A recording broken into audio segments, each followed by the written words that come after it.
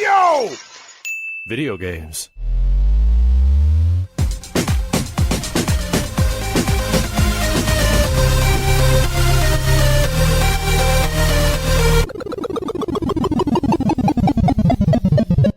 What up, dudes, and welcome back to the YoVideogames podcast. I'm Matt. And I'm Andrew. And once again, thank you to all our generous patrons who kept us going for over 450 episodes. Yeah, if you're interested in becoming a patron at any level, please check out patreon.com/YoVideogames podcast. Dude of the week is I Heart Saya. Thank you. Thank you. I don't know if that's a reference to an anime or a game. I don't recognize the name Saya, but also if it's just like your sweetheart, that's cute as shit. Yeah. You don't know that. That's cute as hell.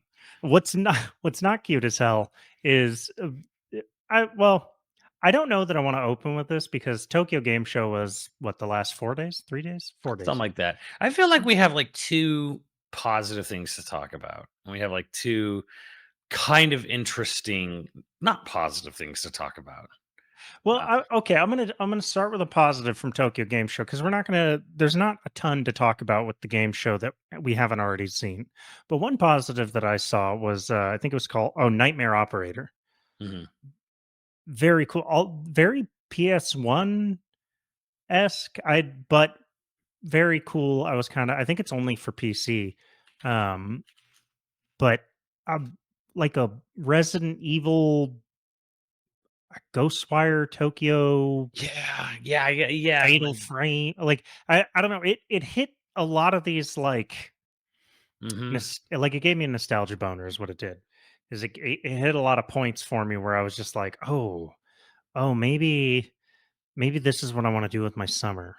Although now It is winter. pretty cool. Actually, one of the interesting things about Tokyo Game Show this year, honestly, was the sort of surge of indies. We're seeing more indies, and not just like the indies because actually a lot of Western European indies went to TGS to showcase at TGS.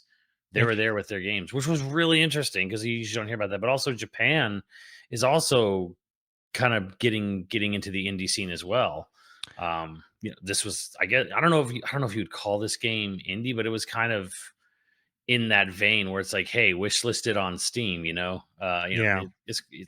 call themselves an indie dev, so it's like I think it is a self-published title. So yeah, it's kind of like we're sort of seeing interesting from TGS this year. We're kind of seeing the rise of indie games from Japan. A positive of the internet means that publishers don't necessarily have a stranglehold on game development anymore. Yeah. If you can raise the money to develop the game, you can find a way to independently publish. Yeah. Is it going to be as effective as going with a publisher? Probably not, because you won't get the advertising budget, but you can find But ways. there's always those sort of like magic, moments where something like Lethal Company takes off. Right. It's one dude, it's a Roblox, guy, and he makes a game and instant success, like overnight kind of thing. And then there's that other one I haven't dived into. I'm gonna maybe try it this week. Balatro, which is like that sort of poker mixed with roguelike element. Kind of right. Okay, darling, that's taking everything by storm, taking the indie world by storm, or at least sort of kind of it's the Vampire Survivors of this year. Isn't that weird how that's going to be? Maybe the next couple years is mostly just going to be like, this is the indie title of this year compared to Vampire Diaries. Yeah, like, well, I think Vampire Survivors was like a 2-person or a third. Yeah, you got Twilight on the brain there. I do. Robert Pattinson. I'm trying to think of there's like 2 or 3 people had and maybe like a list of guest composers. I think for something it was a very small development unit, and then of course there's Among Us, which was 4 people, and they added like a PR person as a 5th. So I mean, yeah, like you have there are these sort of insane success stories. The thing is that you're not every indie is going to be insanely successful, and there's a lot of indies that just kind of get buried. There was a weird indie from Q Games. They made Meteos, Luminous. They were right. Yeah, kind of like they just had a game come out, and it's like but it's a multiplayer only game. Like requires like 4 people, and you're like these weird shapes, like Tetris shapes, like but you have like this upholstery style or whatever. No one's playing it. Like completely bombed. I only know about it because someone was complaining. Like, how does a game from a developer that's revered, how does nobody interested? And I'm like, you made a game that requires 4 people to like start a match. I'm like, what did you think was going to happen, kind of thing. In the day and age where, like me, nobody has any friends. We're Well, all lonely souls. well, again, too, like going back, like why is Helldivers 2 a success? Because you can play Helldivers on by yourself and feel like you're accomplishing something. Yeah, and like you're gonna run into people, and at worst case, if you don't know what to say, you just scream "Sweet Liberty." Yeah. Like you can role play in that hard, and it's easy. There is something to be said for that. Like when everybody's in on the joke type thing, it is much easier to make friends when everybody sort of has a Yeah. direction to go. I A game that requires 3 friends really to enjoy it the best. That I don't think that that's necessarily a death knell, because looking for like Left for Dead, some of my favorite memories, like, and if you're not playing that with 4 people, you're basically waiting to get screwed. Maybe not. I guess if you're really good and you're not like dicking around, but why play Left for Dead if you're not going to dick around?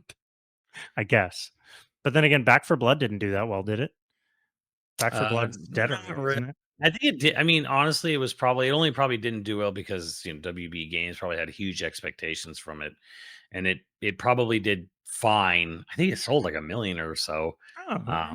but it's like it's not enough for them, kind of thing. Right. Well, I liked the game. Yeah, speaking of the game I was talking about was called All You Need Is Help. And again, it's a game that has like everything looks like upholstery. It's like very Yoshi's Crafted World or Yoshi's Woolly World Huh. look to it, but you're playing as just shapes in the shapes of like Tetris blocks and whatever. And it's like, I there are times where it's like I feel bad, but I also don't, where it's kind of like, well, a game that looks like that and you need 4 people, like, nah, dude, this you can't make a game a cozy looking game and then like expect, okay, well, we need to get groups of 4 for everything. I'm like, not the greatest idea. It's kind of, I guess, not really related, but I mean, it reminds me a little bit of like when the actor who played Aladdin in the live action Aladdin was talking about how he was getting no roles. He's like, "Yeah, that did nothing for me. Nobody's calling me." And I'm like, and he was kind of pulling, like Hollywood's racist or whatever. And I'm like, yeah, but your acting was really bad in that movie. So I would not want to use that in my own I'm gonna let you in on a portfolio. I'm gonna let you in on a Hollywood secret. This is true, especially for directors, but it's true of actors too. If you get into a big movie, if you get into a big movie, or you get bought for a big movie, you should have your very next role or your next 2 roles set up Hmm. before that movie ever comes out. You should already be. If that hasn't happened, you're you're going into hot water. Basically, you need to outrun your failures. It's one of those things where it's like, if you're bombing, you want to be deep enough into the next project that they can't fire you yet. Right. But like that movie was super successful, made a ton of money. So, but like, I'm not but it's even. like, but where is my follow up, offer role? And I'm like, Well, I'm like, yeah, but your acting was terrible. that's the other thing, is that Marvel and Disney movies go out of their way to not make movie stars. Yeah. They don't like. Which, I which could is funny, explain this better if. which is funny, the pickle they found themselves in where they came crawling back to Robert Downey. But Right, because movie stars sell tickets. The thing is like, to explain it in the shortest way possible. TV shows, like TV stars, have a really hard time moving over um to film, because films are vehicles for movie stars, for stars, and TV are vehicles for characters. And so the idea is, like, if you're a big name TV actor, you've disappeared into the character, and that show, that cast altogether gets big names, right? Gets big viewing. Uh I don't know why I'm blanking on the word, but big numbers. The like movie star effect, like it's why like every movie star wants the close up. Hmm. If you're in a movie and you're the star of the movie and you're not asking for the close up, you're not a movie star. You know, like every movie star wants that close up, wants that moment, wants the last line in the Will Smith, is it Michael Haig? I think it's Michael Haig. He did like a talk at one of the screenwriting classes I was in, and he was like one of his number one jobs when he was the fixer for Will Smith was that every script Will Smith wanted to read had to be rewritten for him so that he had the last line of dialogue in every scene he was in. Hmm. That's movie star shit. That don't work on TV. It's weird on TV. You see them every week. Yeah. Like it wouldn't work. Oh, it's But kind of like what was it, like Fast and Furious? Rock and Vin Diesel famously had this thing where like the scripts had to have the exact same punches have to be thrown. Like I have to like have the and no exact one same can number. truly win, and yeah, Yeah, stupid. it's nonsense, but that's movie star stuff. Um, but so it's not it sucks for the guy that starred in Aladdin. I didn't watch Aladdin, so I can't comment too much, but on his performance, but it sucks that it didn't kickstart a career for him because to get into one of the biggest movies ever, presumably early in your career, and then to have nothing come on the tail end of that, that's got to be a huge blow. And Disney doesn't pay very well for first time stars. Oh yeah. Not in Marvel, not in Disney, anything. They don't. So he did. It's not like he walked away with a big ass check. I mean, it's not like he got pennies, but comparatively speaking, he got pennies. So that is a huge bummer. And I'm sorry But I yeah. sent this on a tangent.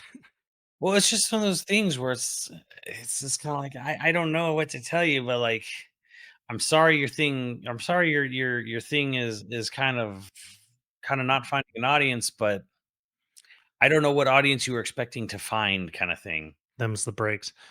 Well, I can understand that like they've had a few hits. They're well regarded. It's not like they were just commercially big. Like if the if the one hit wonder doesn't do well on the second game, that's not, you're all like, well, it Yeah. was a one hit wonder. You got lucky. But if you've had a few hits, you'd think you'd bought enough of an audience that you'd sell to someone, Right. you know? Yeah. The thing is though, I mean, when I look at like Q Games' like portfolio, which is all pixel junk stuff, all the pixel junk, branded stuff. It's founded by Dylan Cuthbert. He used to work for Nintendo and Argonaut. So it had like technically Star Fox Command and Star Fox 64 3D, is part of it. Tomorrow Children. They work on like more modern Frogger releases with Konami. Um, but yeah, like they just had this game and like it's basically zero people are buying it. And it's just kind of one of those things where like, man, you gotta be really careful with multiplayer stuff in general. And there is a thing, like a statement that came out today from Tim Sweeney from Epic, and it only he could make it, and it's probably the worst thing he could say. And I forget he was speaking to some crowd or whatever, but it just came off as like the whole tech bro thing where he was saying how the game industry is shifting. Games as a service is the future of video games. This is where this is where the game industry is headed. And it's like, no, man, if I could like just run them and be like, this only is going to work for you. Like, it works for Fortnite, but someone making the next multiplayer game, boy, that's not gonna work.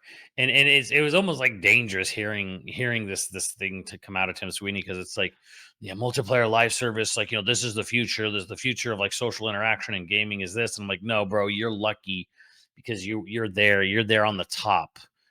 You can afford to have a fair and or relatively cheap store.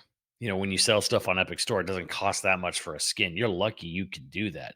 You're lucky you can make a game this big, have this much staff working on it, and it's free to play. Works for you.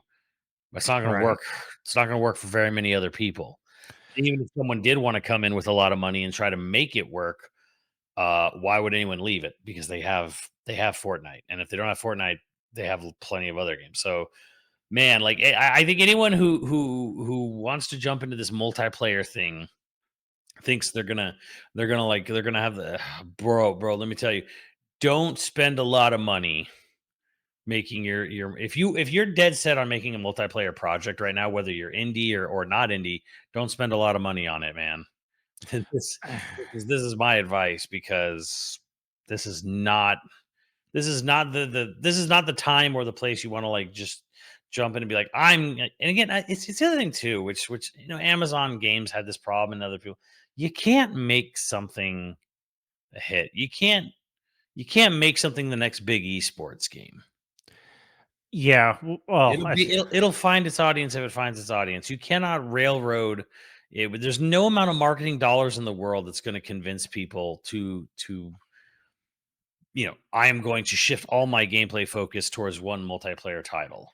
how much of the entertainment industry at large, gaming, movies, music might be the only one that's not included in this, I guess. How much of it is just like a pendulum where we swing from like, oh, this is repeatable, this is predictable, we can definitely churn these out, the golden age of Hollywood, swings into people are dead tired of that style of movie, and Hollywood has no idea how to make anything else. And then you get the 70s, which is where Spielberg, and you get the student era. Great. They become the new Hollywood system, and then it swings, and then there's tired out. You get the early 2000s, which is the digital indie, where Yep. you get like a new injection, but then you get Mm. 20 years of Disney dominating because they had one single, like Marvel worked, movies as a TV series type thing worked interconnected one time. It's not working the same way anymore. People are burnt out on it. When's that going to happen to Fortnite? When's that going to happen? Because gaming right now is in the same boat as the rest of the entertainment industry, where like creatively no one wants to take risks. Yeah. Everyone wants to like bank on something. Everyone wants to point at something and go like, "Oh, we're going to make I'm excited for this." And so it's not fair. But like we're going to make Metal Gear Solid Delta.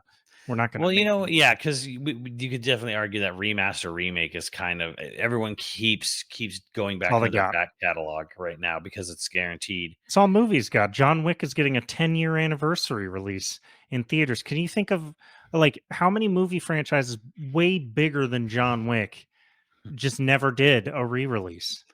Thing You know, is that I don't know, if you pay attention to stuff like Fandango, you actually see re-release, like small re-release stuff happening all the time.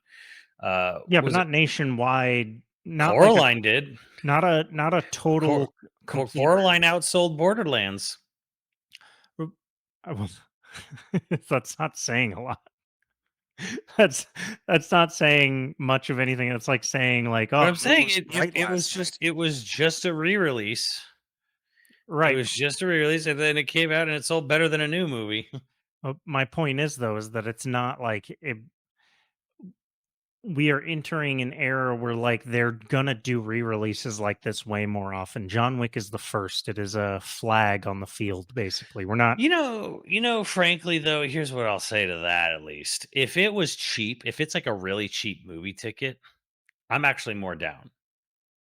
Rather than paying $15, for 15, $18, whatever it is for like a Do you know why new they new why movie. they didn't do it in the past?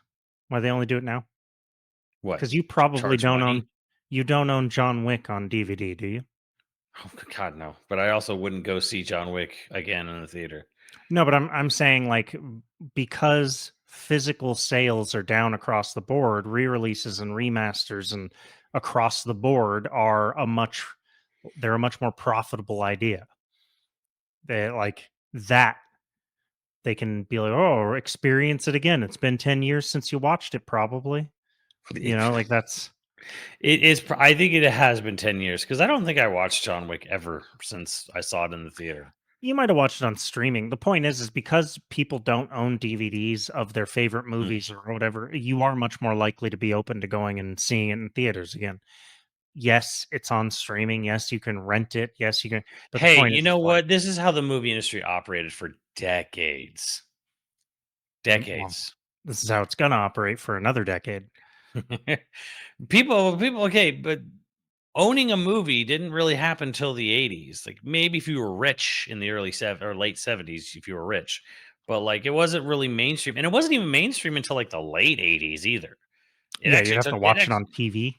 it actually took a while before VHS was even somewhat, and VHS players were somewhat affordable. That actually took some time. It took like till the late 80s, anyways. Um, Fair. but here's the funny thing about that: from 1920, tens if you want. What would happen is they would release a movie, and it really started with like color and talkies. God, I'm old. Well, you're gonna go into Gone with the Wind and Wyatt. Wizard of Oz and Yeah, all that other stuff. So those movies more especially because once they had talkies, then they would start re-releasing movies. That was more of the re-release. The other reason is because color wasn't really a thing until the 60s, really. Again, if you were rich in the late 50s, maybe you had a color TV, but like it really wasn't. Color didn't TV wasn't even a household thing until the late 60s, if you even had a TV at all. So what right. people would do from the 20s, more of the 30s, 40s, 50s, 60s, 70s, they would periodically just re-release films into theaters. It's documented too because you can actually see how many times every single Disney movie they would just re-release it every 4 years or whatever it was. Boom, boom, boom. Like the last one was actually like Song of the South in 1989. Not Amazingly surprising. enough. It is also the difference between a local movie theater and like a Cineplex or why drive-ins had double features for a long time. The older movie run first. That's Mhm. like a few weeks, few months, or even in some cases a few years old, and then they would, the feature film. Yeah, and so since streaming is such an incredibly unreliable way to watch movies nowadays, Yeah, which again the movie industry did that to themselves. Uh, we're gonna go back to like, hey, you want to see this movie? You got to wait for it to go back into a theater rotation. it's gonna be wild. I don't know. I actually have been giving a lot of thought to where I think the industry really is Like gonna move. movie theaters would actually probably love that. Yeah, it could save movie theaters, but streaming has killed so much. I don't know.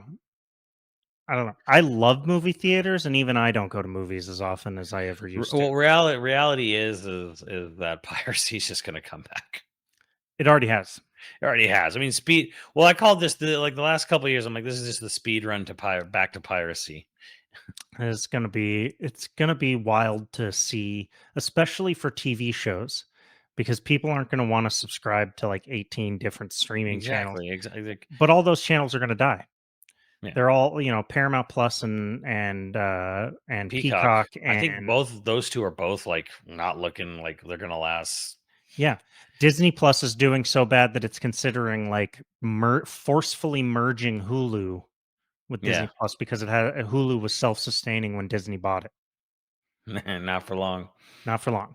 It's going to be real bad.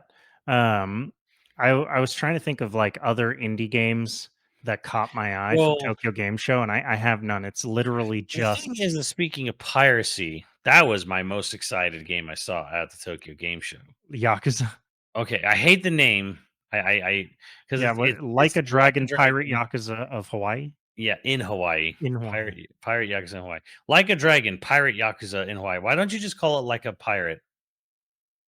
Or call it Yakuza like a pirate.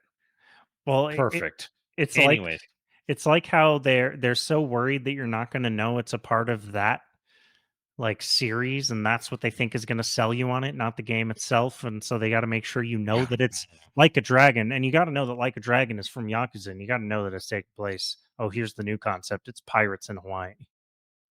Like it's the worst. so There's a dumb. ton of titles like So that. dumb. I wish I would have wrote down more of them. Well, anime's been doing this for like, the past 5 to 10 years with like super long titles that they're stupid, oh, I woke up in the dungeon and I was a slime, her. Like that literally is the name of the anime. Yeah, Some dumb crap like that. Anyways, this game for Majima's first solo game, which is actually weird to think about that it's been this long and he hasn't had a whole game dedicated to himself yet. This is the first one. Uh, but okay, here we are. It's after Yakuza 8. and we're going back to a real-time combat, but they potentially have fixed the biggest flaw in the real-time combat, and that is no jumping. So now air combos are a thing. So they've fully gone into character action game, like fully Devil May Cry now. Is it just that all of the best parts of Zero are Majima parts, and that's why I remember Majima being the main character of Zero? I mean, you play as Kiryu first.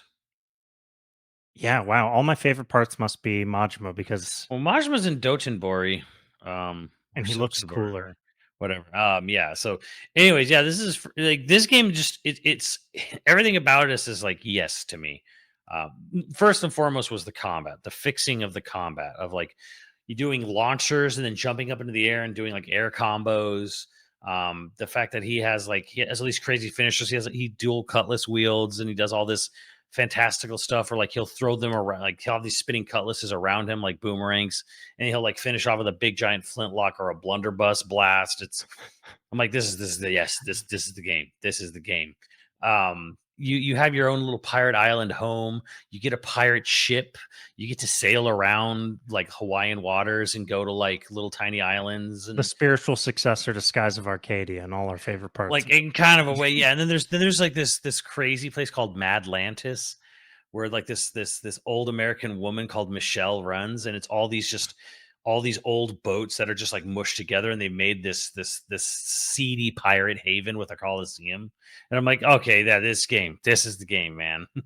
All right, I don't care, but I have to ask, how does this fit in with like the rest of the series? Does it? Apparently, it's after 8. I I Um, would assume. yeah, it's after 8, and because you do go to Honolulu. That is one of the 3 main areas of the game. So Oh. you have I forgot. They said what the name of the island was.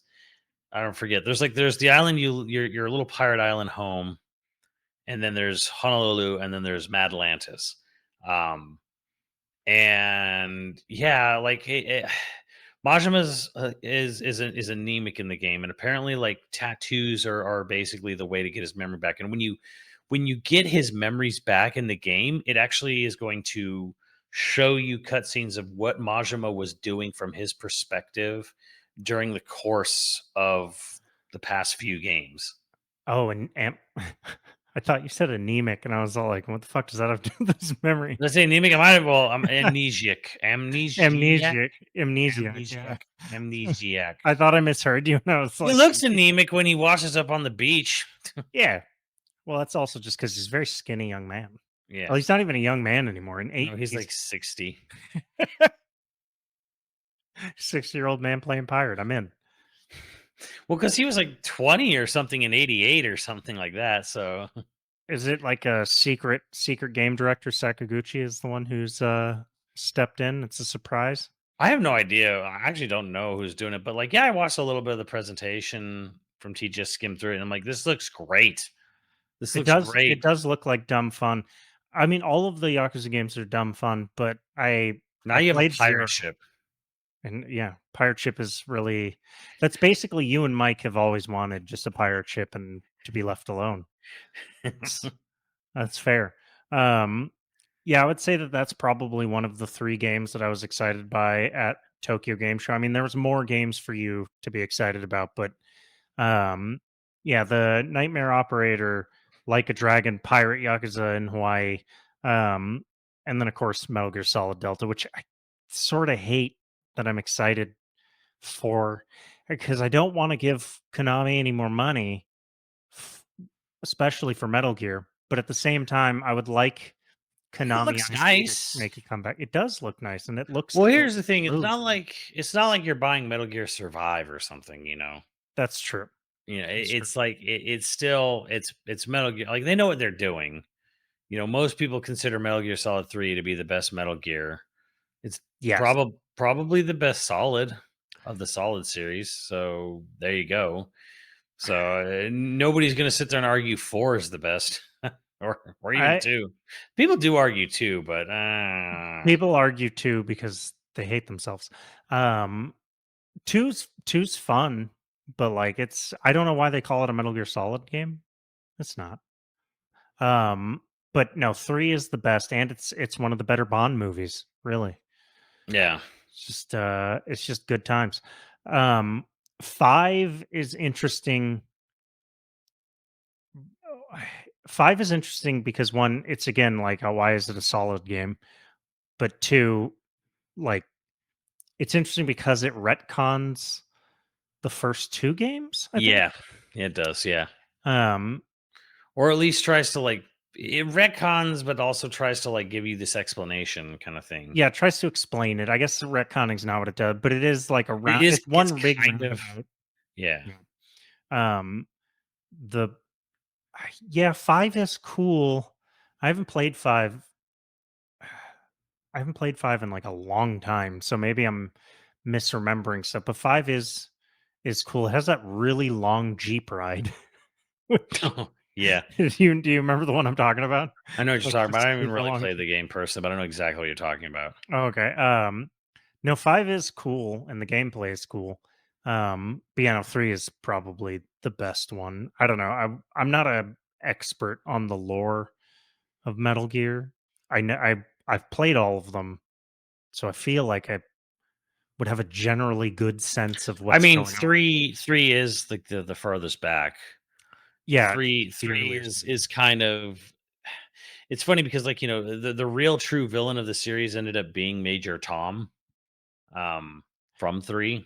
Right. Yeah. Technically, he's the one who set all the AI shit into motion, um, which led to the whole nano machine meme later on. And Nano then machines. yeah, so it's like Major Tom's technically, but he's not even the villain in this game, but he is technically the villain of the franchise, the real actual villain. I guess that's spoilers. Whatever. The game's old. The game's like 20 years old. But now's the perfect time to play it. But Yeah, it and is you a you can hear remaster. about like Philosopher's Legacy and stuff, and you can just see the origins. Like I don't know, like I'll be to be real here. It's like okay, is it trampling on Kojima's legacy or not? And I'm like, it's definitely using his work to make money without him and his involvement. It is, yeah. It's a bit of a slap in the face. If you're a Kojima stan, you shouldn't get this. But at the same time, if you just like Metal Gear and you're not like obsessed with Kojima himself, Yeah, I don't it's know. Go it's ahead, it's get looking it. it's looking like a pretty good time. Honestly, I know some people are somewhat mixed on some of the character models, how they look or whatever, but I think that just kind of comes with the territory of going from a SD PS2 game to modern day graphics. It's sometimes just going to lose stuff, or stuff's going to look too clean or too detailed. I think something about it that looks a little like, I don't know how to necessarily verbalize this, but Snake's face looks weird. Hmm. It does look like something looks weird about it to me. I still think it's really interesting that they're not redubbing the game. They're actually going off the original audio files entirely. Interesting. I Well, maybe that means that David Hayter's gonna get a little paycheck. Yeah, I mean he's done promotional stuff for the game already, but yeah, it's interesting how like they just like, nah, we're not even gonna touch the audio. Like we're not doing this. Like just Depending as on what they is. recorded on, they might not need to. They probably don't, honestly. And the thing is like I don't remember anyone ever really complaining about the voice acting in Metal Gear 3. So Yeah, in, I in a can't sense, remember it's anything it's for in the a sense it's kind PS3. of like, well, don't fix what's not broken. So cool, I guess. Well, it You makes know, me wonder how cheap they did this. Like, it's been that's in the big development reason. for so long though. It can't be that cheap because they didn't. The only thing they're using from the old one is the audio. Otherwise, they had to build the whole thing. But and this is why people are doing remakes and remasters so much. Like why go through all the expense of building the whole game again? I'm like, because they have a blueprint. And that's what movie studios, that's what game publishers want more than anything. They want a blueprint. Yeah, they want repeatability. Like, it So is exactly what they want, yes. you know exactly what you're supposed to do. We already have a visual aid of what it's supposed to look like. So yeah, there is no pre-production. Yeah. There's no pre-production. We cut a whole phase of development out of this game. So now it's just production and develop, or it's just raw development now. Like, okay, we know what it's supposed to look like. We know what the gameplay systems are. You know, there's like no pre-production on a remake. I wonder, That's not entirely true. I understand, but like you get the no, gist is I get what you're saying, but I also, like, I wonder, because I thought I had read some stuff that they updated some of the gameplay mechanics and stuff too, but yeah, there might be some quality of life stuff or whatever, but yeah, I mean that'd be the idea is like you know what you're making. right. Um, well, other than those 3 things, TGS was not bad, it was fine, uh, it was fun, it was just, like, there was nothing really shocking, you know what I mean? Like, it Well, yeah, and the thing is that it's weird to me sometimes where I still get people saying like, "Oh, is so and so going to be there?" So I'm like, Nintendo's never gone to TGS. People still are surprised when I to hear that to this day. Like people still don't know that Nintendo has never been a part of TGS. Sony's not really part of. Sony has been, but Sony's not really part of any game show at all. Like not only did they stop doing their own video game show convention with PSX, they stopped doing they just stopped going to any convention show floor thing. Like they didn't just take a cue from Nintendo. They said we'll do you one better because Nintendo went to like PAX West and had a booth and a Zelda game to yeah. play there and everything. But like Sony is just kind of like we don't really need to do anything, go anywhere. We will show you a state of play when we feel like it. Outside of PlayStation, Sony is hurting real bad. Hmm. They're having real tough financial times outside of PlayStation. PlayStation's still profitable, but is it profitable enough to float the rest of their huge conglomerate? I mean, and it Um, doesn't help when you have something that categorically or catastrophically fails like Concord did. yeah, yeah. I wasn't even thinking about that. Like, PlayStation itself is a very strong brand. Of the gaming brands right now, it's obviously firmly in second place, right? I mean, if you're going like Nintendo has the strongest brand, PlayStation has the second strongest brand, Yeah. Sega probably technically has a stronger brand than I, Xbox, even though it doesn't exist really in the Sega's same weird way. in a way. I would say Capcom is probably the third strongest right now in a weird sort of way because normally I would normally say Square. Square has like kind of sort of that prestige or whatever, but Yeah. Square's kind of falling on hard times a little bit. Uh, as they're kind of like coming out and like, yeah, people aren't buying Final Fantasy. I'm like, yeah, you kind of lost the Utes a long time ago there. Uh, Yeah, Capcom definitely, because Resident Evil, Monster Hunter, Street Fighter, even. Street Fighter, yeah. So okay, yeah, I would say that they probably at least third. But my point is of the console building, four, Yeah. which Sega's technically not a part of anymore, but um, they're definitely strongly in second. You could maybe argue that they're tied for first with Nintendo, but I would say Nintendo has like a pretty ironclad, like Yeah, when and you the see it. best thing about Nintendo is they're just like they just do what they do. And it's kind of they're taking the very Valve approach, but like actually making games where yeah, we just keep making our small games, we just kind of keep making our doing our thing and pay very little attention to the outside world. and just Yeah. just and just Well, keep selling. We just keep making things you like, you keep buying them, good. it's pretty simple. I wonder, they don't spend very much on advertising, I'd bet. Nintendo? Comparatively Probably not, speaking, no. I don't, because people think of like, oh, well, Nintendo has like license agreements with a bunch of places. Well, that sort of acts like advertisement that they don't have to pay for. Yeah. Sony, Apparel, clothing, yeah, theme park stuff. if I have like a 15 or 20-year-old Mario and Luigi chasing of a bomb shirt that I don't Yeah. even remember where I got. Like, it's just an old shirt that I have. Like, every time I wear that, I'm a billboard people know that Mario and Luigi is Nintendo. Period. They just have a zeitgeist that the others Yeah. don't. Yeah. This is a different discussion, and I think we've sort of touched on it before. It's like Sony doesn't have an identifiable single brand character. Like nothing about Uncharted screams Sony. Nothing about God of War screams Sony.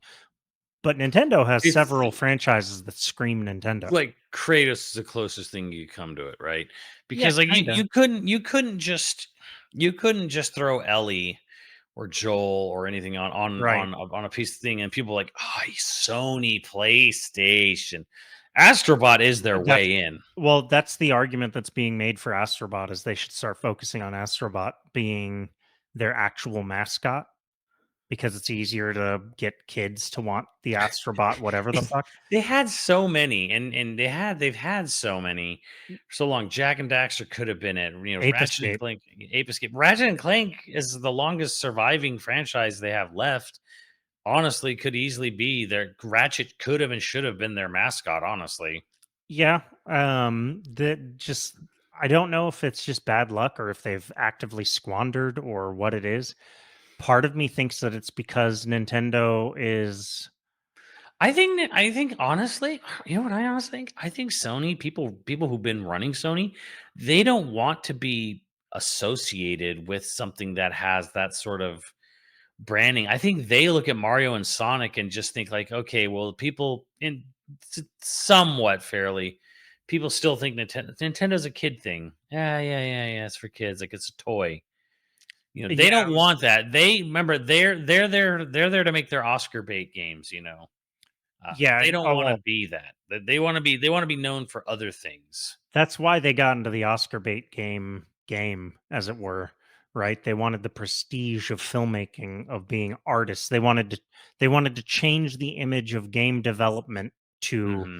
a film development level art, right? That has commercial potential. And the commercial potential has exploded. Games are far beyond any other entertainment, right? But it still has an image, for better or worse, of being an immature art or an immature Hmm. hobby. And I think that Sony tried to target this idea that they're trying to build a brand around games for adults. Yeah. I don't think it's going to work because adults are tired. like I, Well, I that's the thing is like you can go to a mall and just look at people's shirts. You're probably not going to see a Kratos shirt. You will see a Mario shirt though. yeah, because Mario, liking Zelda, it's unapologetic. It's classic. If someone goes like, "What is that?" You can be like, "Oh, it's my favorite game from childhood." You can diffuse it immediately and be like, "Oh, when I was a kid, it was my favorite game." Nobody goes like, "That's weird." But if you're walking around with a Kratos, like a giant Kratos fit, it's like wearing like Ed Hardy stuff. Like it just looks a little like you try I hard. mean, it's like yeah, it's like okay, bro. Where's your Mountain Dew? I'm gonna go snack on some Doritos. It's like a dude that walks around with a battle axe just all the time. Like sweet battle axe guy. or a katana if you're a weeb. So Yeah, but katanas are sick. speaking of branding, though, I did want to bring this up because Ubisoft's been in the shitter. Yeah, this is Their where we get into the negative. their stock has been tumbling, and reports kind of came out like we had heard Star Wars Outlaws didn't sell well. We have a number now. It sold just over 1 million copies. And then Ooh, Assassin's Creed Shadows got I'm delayed pushed until back. Yeah, February because apparently everything has come out in February now. But that's rough. here's like Star Wars. Again, I'm just going to jump ahead of this right now regarding Star Wars Outlaws and Assassin's Creed Shadows. We are not going to echo any chud talking points. So Wait, if what do the chuds think of outlaws? uh, you're playing, you Sweet. know, I'm baiting you. you know I don't exactly care. what it is. I It's don't like, care. look, we're going to be real with you. And I'm going to give you the real reasons why I think this game didn't take off, not because it starred a woman. Like, if you think it's starring a woman, just don't listen to this podcast. the Don't bother. the the You're combat you're is dumb. repetitive and sort of boring is Let's what I before we get into that, I think this thing failed at a level before that, and I think there are 3 key reasons Star Wars Outlaws, and again, it sold 1,000,000, and part of me, everyone's like, "Wow, that's low. Wow, super low." And I'm like, "1,000,000 copies at $70 a pop? Shit. That's terrible? Fuck." So, like, one, this industry's fucked if that's a failure. You sell, 70, you make $70,000,000 off of something. it's Um, incredibly expensive to make games of this quality. It's why you should be excited about things like Nightmare Operator. 'Cause right. that game didn't cost $200 million to make. But let's look at I think there are 3 reasons why this game bombed, and they're addressing one of them. Number 1, it's not the game, and it's entirely outside of the game's control. The Star Wars brand has Is in the taken a shitter, yeah. beating, and I don't mean that because, again, I'm not getting into into any of the absolute idiocy talking points. I mean just the fact that, like, people did not like Last Jedi. I don't like Last Jedi. People did not like Rise of Skywalker. I mean, the movie sucks, but whatever. I'm like, I'm not even going to get into this because then it'll get into a list wars. But right, people did not like Last Jedi at all. A lot of people didn't like Rise of Skywalker. People were cool with Mandalorian season 1, and then 2 had already started to, like, sort of waver, and then people hated Book of Boba Fett. People didn't like Obi-Wan. Andor's amazing. You should watch it. Like, the anime shit was schlock as whatever. Well, the biggest thing is that Andor was made by an actual person who writes TV, and the other ones were made by people who make films, and Right. that's why you have they cut up the sequences. This is real shit to talk about. The reason why The Mandalorian sputtered is the first season, people were like, "Oh, this is new and fresh," but it was still done the same way that season 2 is. It's just that people didn't catch on yet. They didn't have actual episodes written. They wrote a feature film, you know, Mhm. and then just cut it up by sequences where they thought natural cut points were. That's why there's long, dragging out empty time. At first, I went, "Oh, it's cool. It's like an older Western." Then I realized there's no point to any of these. Older Westerns had points to their Mhm. long breathing moments and Right. stuff. Yeah. That's a real they took film ideas and they tried to turn it into TV. It's the same reason why a lot of the Marvel shows started to fail.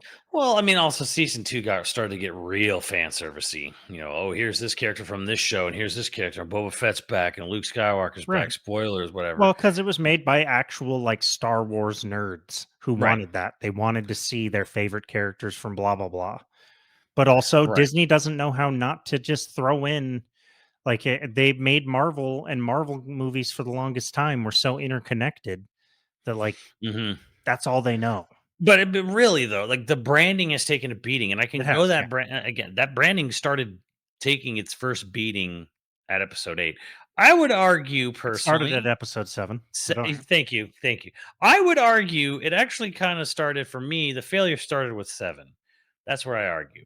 But I think a lot of people were fine with 7 the way it was. It's just that when you got to 8 and 9, basically, like, the emperor has no clothes. Like, it was obvious. Again, why do I think it's a failure at 7? Because 7 was done.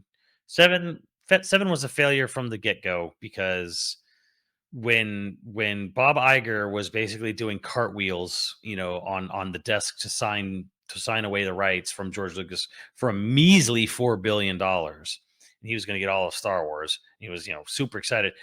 7 goes into production immediately. But what does 7 go into production? What do they do with 7? What do they immediately fucking do with Star Wars Episode 7? Bring TIE fighters back, bring stormtroopers back, bring a scary guy in a black costume and a black mask back, and Yeah. bring everything back. Set it on a desert planet. Have a, have like, They a scrap. nostalgia bombed. Yeah, they Like, retread. Yeah. they basically they wanted that crap on cereal boxes and oranges and all this stuff so bad. They wanted stormtroopers and TIE fighters and not Darth Vader so effing bad, because that's what they wanted. I need it. And that screwed the whole production up from the beginning, because It put itself in a corner, and then 8 put got all itself the in a hate that it did because it tried to get itself out of the corner. but had no idea where it was going to go with it. Right, and just and, there and was had no no. blueprint. People keep going in hindsight that there was like, "Oh, JJ had a blueprint." No, he didn't.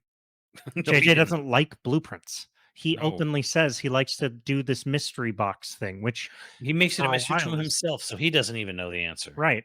For a while, it can be interesting, but then it ends up sort of shallow when you have to So build a the whole franchise off. Yeah, basically the brand has taken a beating because it basically all it knew that it wanted to do was to just be like the old one. So they just kind of did that. And then so everyone's just and here's just the real thing here too, is that that's going all the way back to 2015 when episode 7 came out. But we're over here in 2024, right? We're almost like 9 years later. And you know what people are? Exhausted. They're just exhausted with Star Wars.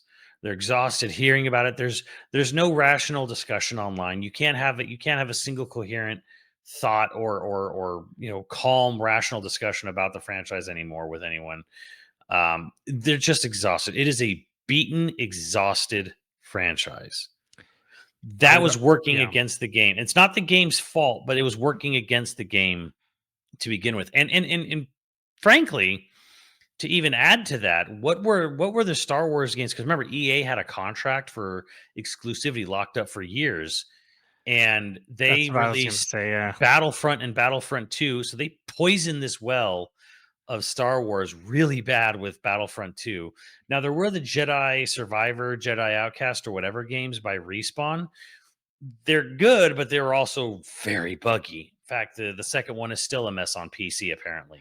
Oh, yeah, but that's almost forgivable. That's a project management thing. I'm not going to say that that was like the games themselves were good ideas. Like they Right. were what people wanted out of a Star Wars game. This Star Wars Outlaws, the one thing that I'll say very positively for it, it's the best idea they've had Yeah. in Yeah, a totally, while. totally Yeah. love the idea of it. But number one, the brand was beaten. Brand was exhausted. People are just Yeah. exhausted with this franchise. It's not the game's fault. What is the game's fault? What did Ubisoft do to screw it up themselves? One, and I don't know why it caught on for Outlaws. Maybe it's because it was Star Wars, and then you have all these people who don't play Ubisoft games every year who didn't realize this, but they're confusing pricing structure, all the different, there's like 5 6 different versions of the game, like, physical, digital deluxe, physical deluxe, box set, this stuff. And then they were saying that the Jabba the Hutt missions were only in deluxe, digital deluxe versions, and this just confused.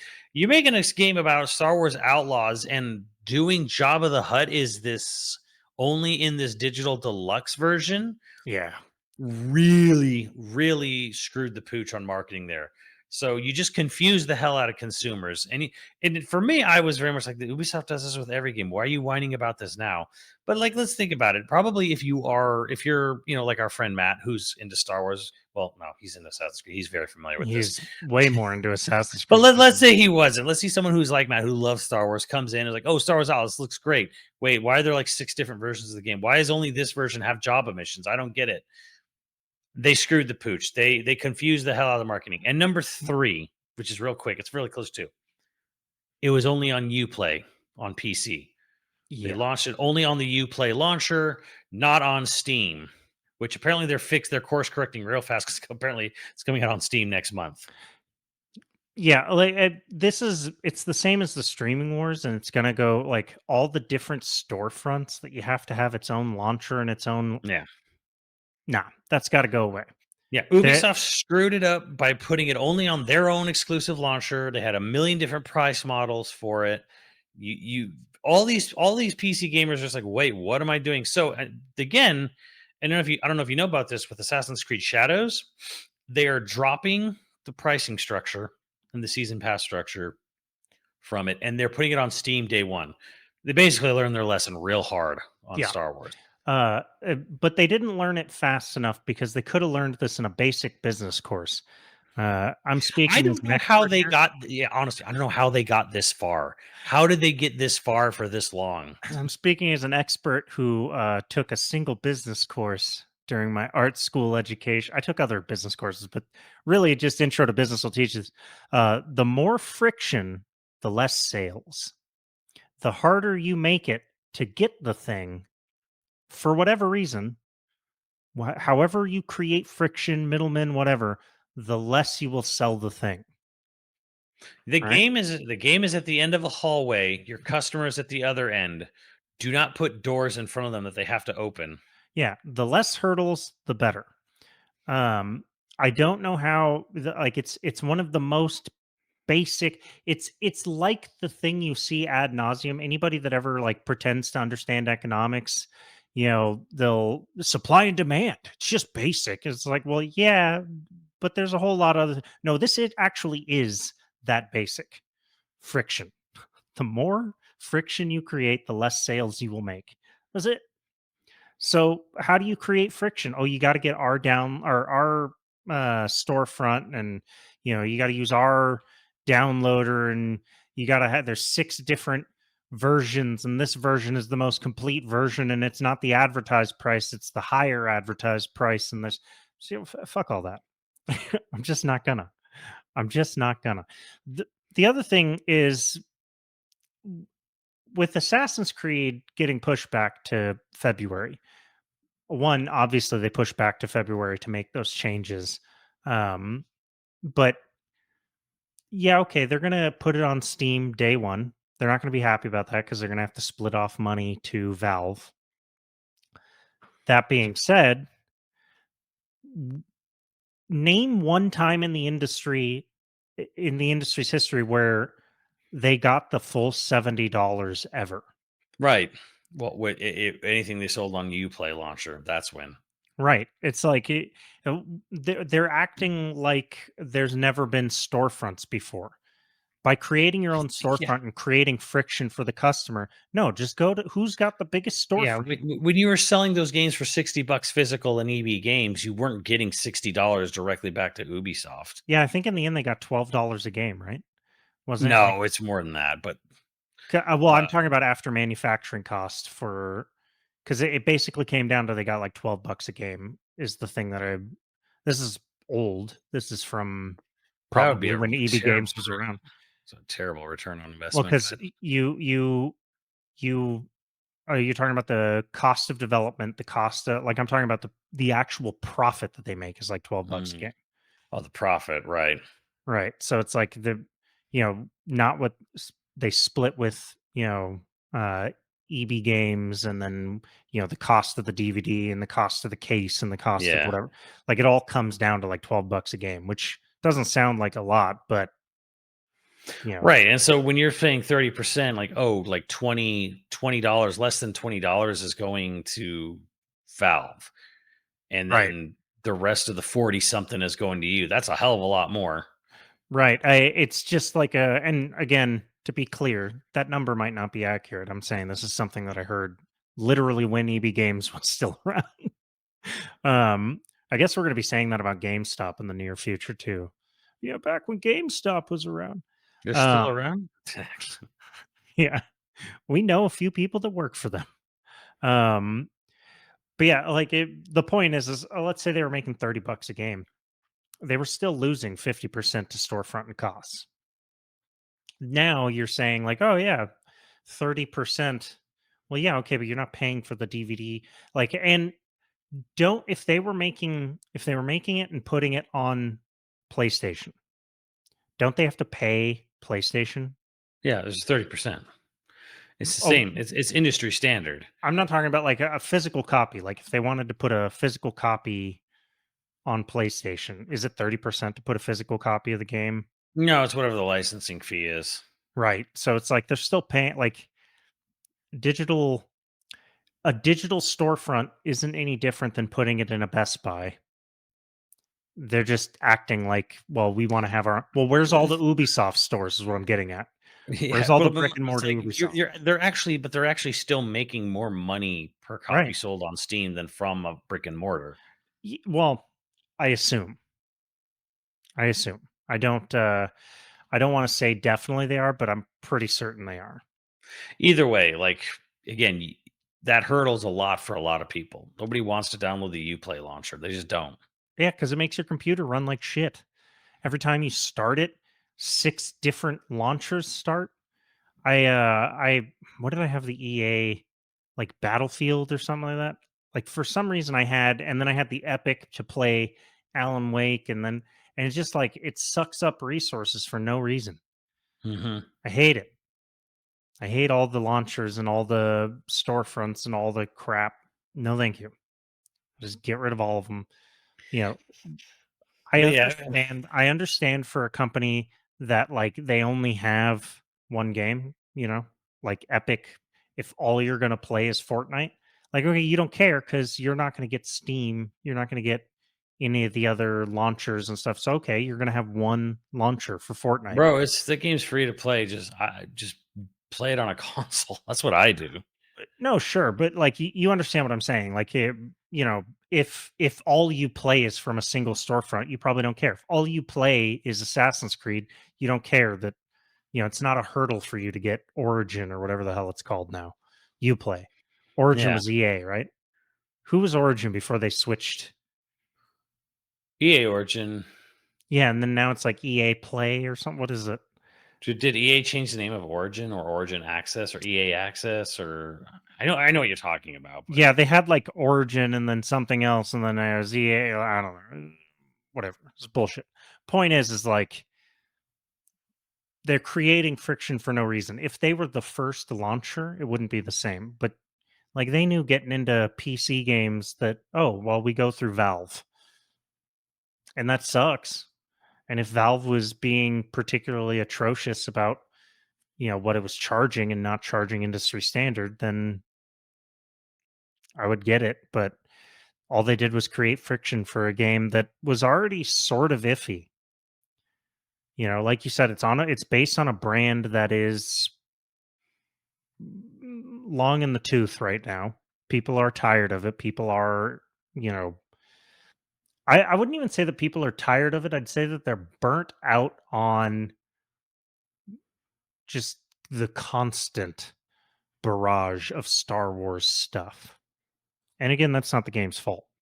yeah, again, I feel a little bad because again, like W- they couldn't have known when they started development on this game years ago, right? 5 years ago or whatever it was, Yeah, probably that's too bad. that Star Wars was going to be so beaten to death, from a media over media saturation standpoint that like people would just be exhausted over it. Like I'm exhausted over it, and I don't even follow it that much. I've watched Andor. Well, it is the best Star Wars thing made since. I think I watched 2 or 3 episodes of Obi-Wan and I'm like, "This is ass." Well, because Obi-Wan suffers from the same thing all the other ones suffer from. It was a movie first Yeah, that they it then tried to was. expand into a whole series, and it just never And then worked. it's funny because initially I had heard how, like, oh, it was really dark and depressing and then, they decided like, oh, they didn't wanna go that way, and they changed it, and I was like, "Oh, well, that sucks, it should be dark." But then so first I was upset because I was like, "Well, you should have gone with the dark, depressing Obi-Wan." Like, his story in between 3 and 4 should not be happy, but then I heard it was literally just an excuse to have him fight Darth Maul, and I was like, "Oh, yeah, yeah, screw that." Which does technically happen in the Yeah, Clone Wars. it already happens, yeah, in Clone Wars, then it ends in Rebels, and it ends the most beautiful way it could have ever possibly ended. To actually say something nice about Star Wars, Yeah, the doesn't he lightsaber just wreck his ass? the lightsaber fight in Rebels between Obi-Wan and Maul is the best lightsaber fight outside of the original trilogy, period. Number 1, it lasts a grand total of, I think, 15 seconds. Number 2, all they basically did was just copy Sergio Leone to a T because they meet, they have a little bit of like a slight bit of discussion, and then they ready up, and then it's just tension, close ups, tension, close up. 15 seconds, he's dead. Hell yeah, It is a shootout in a Sergio Leone film. I like it. And it's played perfectly up, and it's like, yes, this is what a lightsaber fight should be. I think part of the problem that Disney is facing now, or at least with Disney Plus and the Star Wars, like John Favreau and what is it, Dave Filoni. Filoni, the chosen ones for Star Wars. Um, it seems like what they want to do is make live action versions of the Clone Wars and of Yeah, the totally. That's all Dave Filoni really wants to do, and frankly, I think if we really want to get into Star Wars, you know what I think Star Wars needs? Someone needs to come in there and just be like, I want to make an Akira Kurosawa film in every possible way, because I honestly feel they've drifted so far away from what a Kurosawa film is like, just in plot and pacing and because now they have to over explain everything. Everything's got to be connected or Yeah. whatever. And it's just kind of like it can't just sort of be just Just like give me a tech noir that takes place on Coruscant, down on the ground level where it's filthy and you can't see where the buildings mm, disappear into the sky. Like, give me something like that that has nothing to do with the Skywalkers, nothing to do with, make the backdrop. You know what you want to make the backdrop? Make the backdrop some sort of conspiracy that goes all the way up to the top somewhere in the Senate, yeah, and it's a nod to the corruption and that the emperor already is starting the corruption or whatever, but like show things how they are on the ground floor of Coruscant, right. that kind of thing. Give me stories like that, and And then don't you have put Star Wars in the title even. you know and then you have other things too, where it's like people. I don't know if people know this. Star Wars Episode 4, the original. It's an anti-American film. According to George Lucas, anyways. In his mind, it is a protest film for Vietnam. His words, Andrew, not mine. I mean, it came out in '77, and he said he very specifically wrote it to be Empires vs. Rebels for a very specific reason because of Vietnam. So, Yeah, but he wasn't necessarily making an anti-American. He was more making like anti-war slash anti-imperialist. Like, he wasn't specifically calling out America. right. Well, just because he was basically saying we are an empire, and we are just sort of exerting our force and will all over the galaxy, kind of thing. Yeah, I mean, the thing is like people who act like that's a big shock is like, is it really though? Like, I mean, look, dude, he's a film student in the '70s. What do you think he right? feels? How do you think he's feeling about the government at that point? Like, I don't know if there are any pro-Vietnam movies from the '70s, the tail end of Well, the thing is, I guess Vietnam. it's not so much pro Vietnam. It's just basically saying that like America is handling this poorly. No, but I Or mean, like, there's no pro-Vietnam War movies from the '70s that I can think of, oh well, right? It's not like Born on the Fourth of July has as an equal opposite. You know what I mean? well, it's funny because of how much Like, it's funny because of how much of a sort of rah American, the people who are just like diehard. My condom has an American flag on it. Merkin would sit there and say, "I love Rambo." I'm like, have you seen Rambo? yeah, Have they've you never wa- seen the first one. have you seen First Blood? Like, Yeah, they didn't see the first one. like I It's always find the irony there, where some people are all like, you give me a real man movie like First Blood. Oh, the real man movie like First Blood that basically that shit. I would call that kind of anti-American too. anti-cop. It's Anti pretty cop and super anti cop and super anti American. I hate to end the episode this way. We're at the end of the runtime, but I will say one thing that's sort of interesting about the Vietnam War is that the Vietnam War was one of the most popularly supported and volunteered for wars in American history. Boomers as a generation were all fucking about it, and the protests were actually relatively small population size compared. In hindsight, everybody was anti-Vietnam, but at the time, not We still really. had a draft though. Sure, we sure did. And it took a much smaller proportion than, say, like World War II or any of the other war, like Korean War. Like, World War II was everyone. no, no, I'm talking about proportionally. There was a I know. higher level of I know there was that a higher level of because volunteers in Vietnam than there was percentage wise there in was World War II. incentives too as well. They were trying to incentivize people initially. Well, that and Yeah. like boomers grew up seeing what their parents and their, Mhm. silent gen and greatest gen was doing, and they wanted a piece of that. They wanted that same sort of glory. People didn't, it, it took 30 years for people to understand that not every war is World War II. Not every war, like, part of it is, again, if you haven't read the book or seen the series Five Came Back, part of it was that our best filmmakers of the age were making all of our propaganda. Yeah, well, there's that, and there's also the fact that if you want to get into it, Vietnam was a war without borders.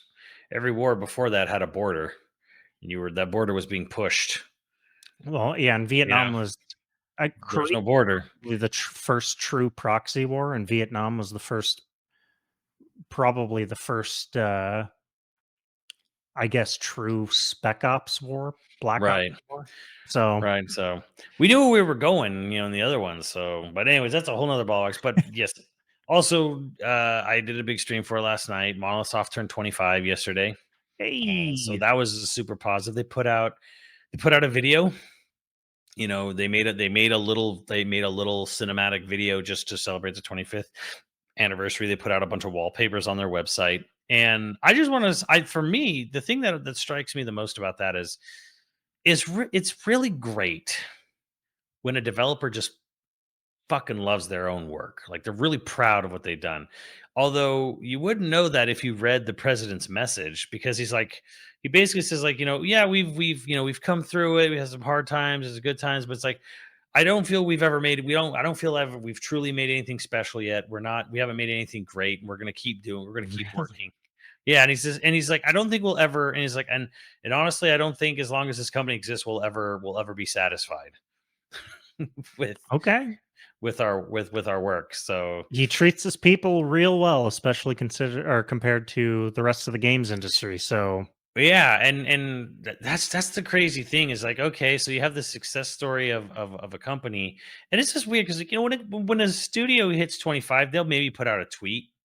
yeah. Maybe someone in the art department will draft up a nice little logo or whatever. For them, it's like, oh, let's make this crazy. Let's make a music video. Let's like go in and take some can animation, some unique animations. Let's really let's do this cool little hey guys, we did it for 25 years. It's just really nice to see because you don't even see Nintendo really doing that.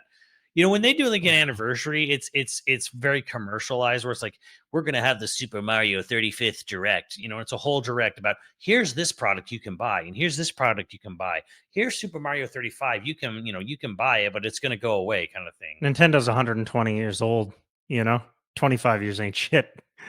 They're just, they're just like, it's another True day. enough, but I'm just saying, Mario hit his anniversary. They used it as a reason to sell a collection of games. Like, hey, you can buy these old games for 6 months before we take it away forever. Why are you taking it Yeah. away? Shut up. Metroid hits the same anniversary. Nothing. Zelda, they did stuff for Zelda's 25th anniversary. Where they're like, well, we're gonna have a concert you can buy tickets to, and some merchandise. Merchandising. Where the real money is made. So Nintendo only ever rarely acknowledges shit, and when they do, it's usually for a reason to sell you more crap. It was just nice to see a developer go ahead, make a full blown trailer for nothing, just put it on YouTube, give away a bunch of free wallpapers for free, and then just say, hey, thanks for being with us. I don't think we've made anything great yet, but we'll keep trying. Yeah, So, I'm down with that. That's it's very much this is the way things should be. you love them so much. Because because I Beautiful. mean it's like okay, I'm still waiting for that shoe to drop. I'm still dreading that day it comes out where it's like they did something horrible and I'm like, The third floor closet is nothing but dead hookers. It's just wait, that's what I keep.